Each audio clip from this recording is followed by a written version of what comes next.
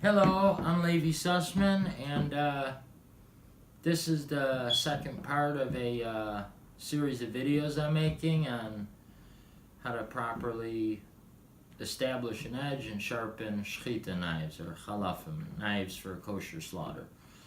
Last time I talked a little bit about sharpening and different types of stones. Today I'm going to begin with we're going to go through the whole process, starting with a very coarse stone, going all the way through. So I have a blade here. It's actually a new chalef, a new knife. It currently will not cut anything. It doesn't have an edge. There's a little block of leather here. And I'm going to take you through basically all the steps from when you get a new knife, or if you have an old knife that the blade has been, basically very worn down to where you're at a thicker part of the blade now. So what would hold true for this would be the same for such a blade. In other words, how to essentially shape or thin down until you have an edge that will last you for a long while.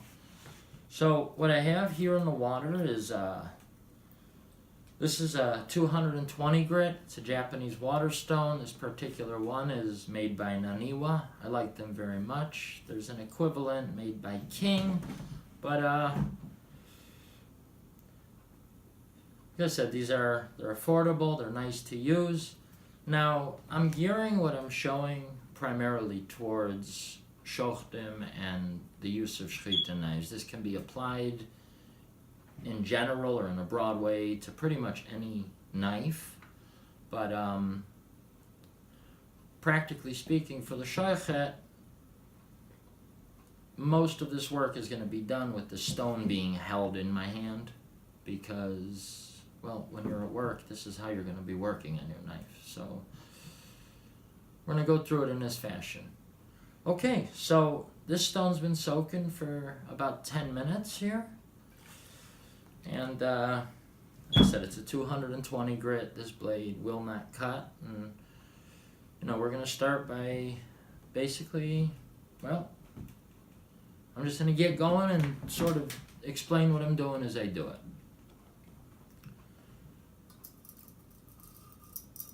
Now, one of the things I mentioned is that in general,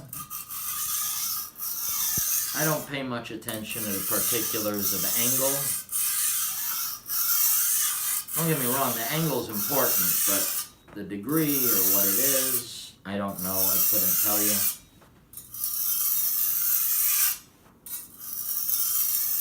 You just kind of learn what's comfortable.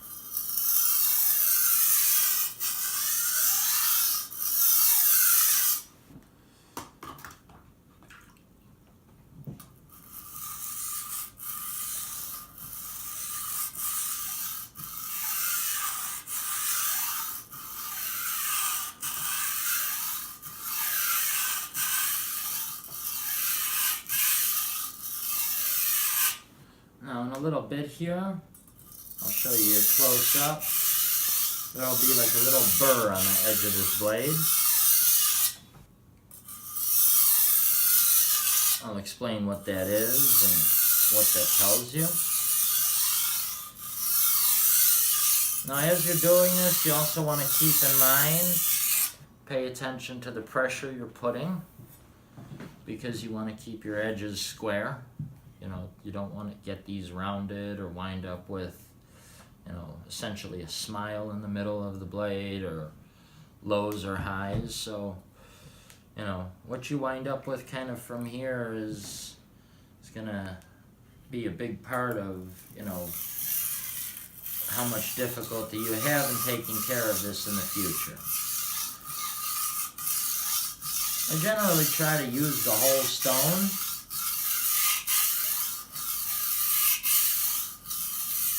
There's a lot of different ways to go about this.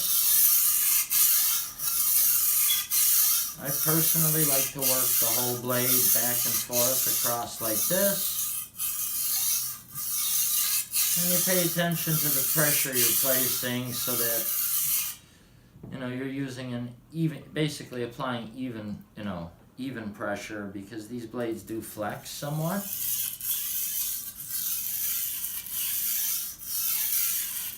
For this step, like I said, we're basically removing metal to get an angle or to get an edge.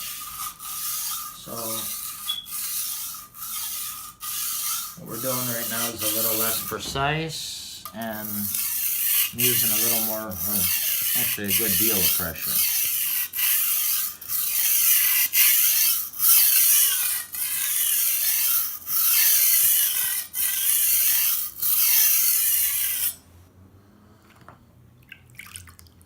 I periodically turn the stone around just to kind of make sure that I'm using it fairly evenly.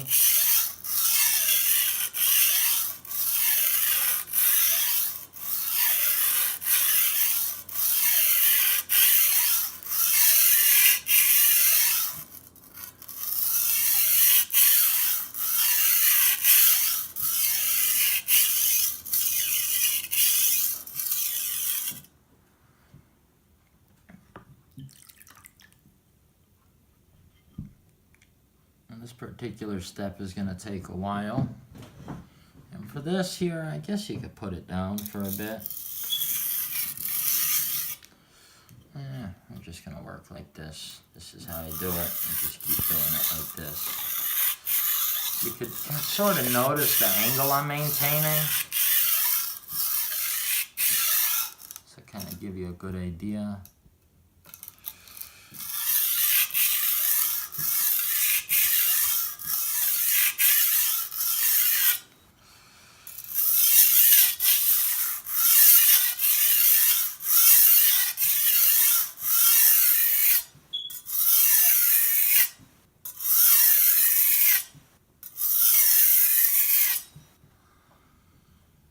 All right.